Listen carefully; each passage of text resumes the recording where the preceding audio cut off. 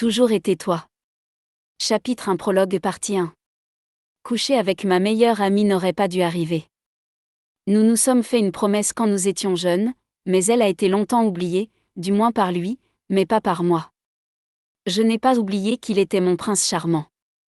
Il sortait avec des filles, ce qui ne me dérangeait pas parce que j'étais encore mineure. Nous avons dormi dans le même lit jusqu'à cette date, mais nous n'avons jamais franchi la ligne.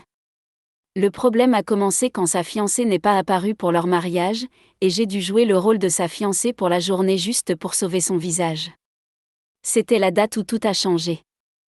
Nous avons eu la nuit la plus torride, et il m'a dit que cela n'aurait pas dû arriver parce qu'il sortait avec ma meilleure amie, Candice. Cela m'a frappé dans le ventre. J'aurais dû savoir que nos promesses étaient oubliées depuis longtemps. Il a pris mon innocence et m'a dit que cela n'aurait pas dû arriver. Ça fait mal, mais rien ne fait plus mal que d'apprendre que tu es enceinte de ton meilleur ami et que tu ne peux pas lui dire parce qu'il est amoureux de ton ami. Bonjour. Je m'appelle Lola. Il sourit. Je m'appelle Dante. Puis-je participer à un jeu avec vous? Quel âge avez-vous? Je lui ai donné une expression de chien chiot. Tu es si adorable quand tu fais ça, observe-t-il. J'ai 9 ans. Eh bien, j'ai 16 ans, voulez-vous jouer avec votre frère aîné? J'ai hoché la tête. Comme ça, j'ai commencé à jouer avec un jeune de 16 ans. J'étais sa petite sœur et il était mon grand frère. Nous avons grandi pour être les meilleurs amis. Tout était partagé. Nous continuons de partager un lit à ce jour. Lola. Ma famille et moi n'avons jamais été du genre à rester au même endroit en raison du travail de mes parents. Nous nous déplaçons tellement. J'ai visité tellement de pays et d'États. Mais quand nous avons déménagé à New York à l'âge de 9 ans, j'étais déterminée à rester et faire de New York ma maison. Chaque fille veut son prince charmant, et j'en ai rencontré une le jour où ma famille et moi avons atterri à New York. Il était plus âgé, mais je m'en fichais. Il avait l'air d'avoir 18 ou 20 ans. Il était mon prince charmant. Je suis la seule fille de ma famille et la princesse de papa. J'ai des frères jumeaux, presque du même âge que le prince charmant que j'ai vu plus tôt aujourd'hui. Pendant que tout le monde préparait ses chambres, je suis sortie en douce pour aller jeter un coup d'œil au magnifique garçon à l'extérieur. C'était un sacré astronaute. Il avait l'air de s'ennuyer à jouer seul, alors je me suis approchée de lui. Je me tenais en le regardant, comme un glaçon gelé sur le point d'être fondu par les rayons du soleil. Bonjour. Je lui ai dit, et il s'est retourné et m'a souri. Il avait un beau sourire. J'entends souvent mes frères parler de filles.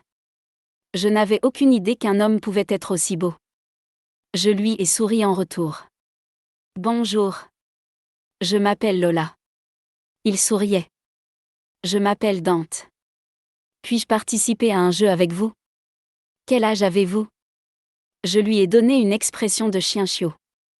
Tu es si adorable quand tu fais ça, observe-t-il. J'ai 9 ans. Eh bien, j'ai 16 ans. Voulez-vous jouer avec votre frère aîné?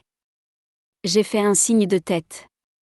On a joué ensemble pendant des heures, et ça ne me dérangeait pas que personne n'ait remarqué que je n'aidais pas avec les boîtes. Dante m'a alors dit qu'il avait faim et m'a invité à déjeuner avec lui. Sa maison était immense, comme un château. Ils avaient tant de travailleurs qui allaient et venaient préparer un repas pour lui, comme s'ils savaient à quelle heure Dante allait manger son déjeuner. Il m'a emmené à l'évier de la cuisine pour me laver les mains, et lui aussi. Nous nous sommes dirigés vers la table à manger, où j'ai rencontré un homme et une femme assis à la table. La femme m'a souri et l'homme aussi. Ils semblaient être gentils.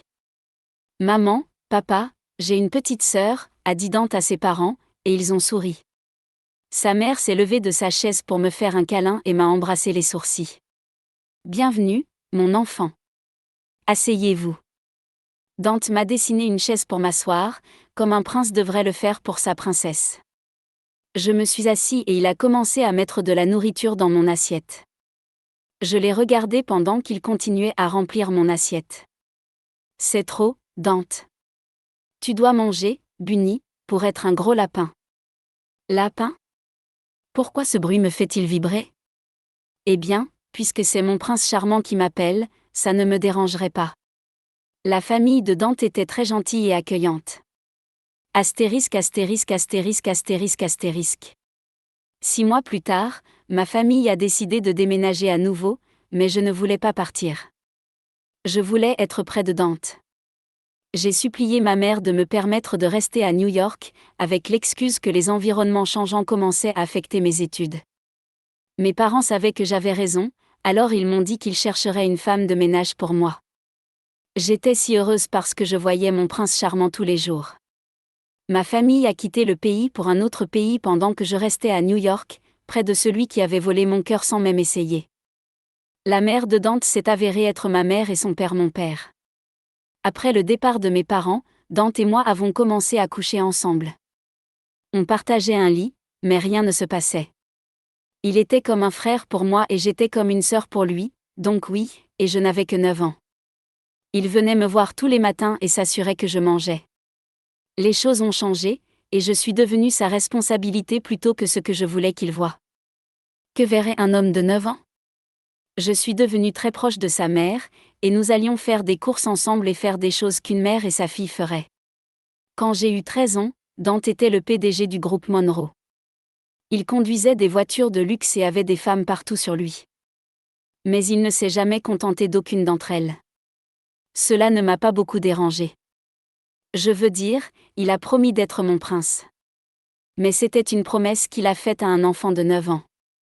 Dante venait me chercher à l'école tous les jours, et je me rendais à son bureau pour le voir travailler. Il m'aidait à faire mes devoirs.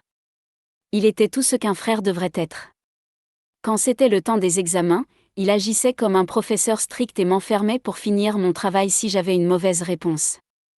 Je serais puni. Il était mon chevalier en armure brillante. Il était aussi mon béguin.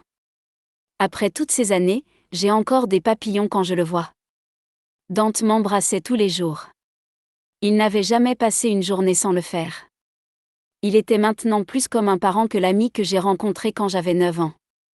Quand j'ai eu 14 ans, j'étais un peu mature, pas si mature, mais au moins je pouvais le voir dans tous les magazines. Le plus jeune milliardaire de New York, j'étais fière de lui autant qu'il était fier de moi. Il a été une inspiration, et j'ai oublié de mentionner que Dante est un perfectionniste. Les choses ont changé un peu quand j'avais 14 ans, pas de son côté, mais de mon côté. En fait, j'avais l'habitude d'être envieux quand j'ai lu sur lui et sa dernière aventure dans les magazines ou les journaux. Après tout, il était mon prince charmant.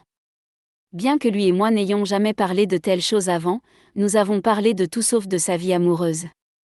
Il a dit que j'étais trop jeune pour comprendre. Mais Dante était toujours mon prince charmant. Je savais qu'avec le temps nous pourrions parler de choses dont nous ne pouvions pas parler quand j'étais plus vieux.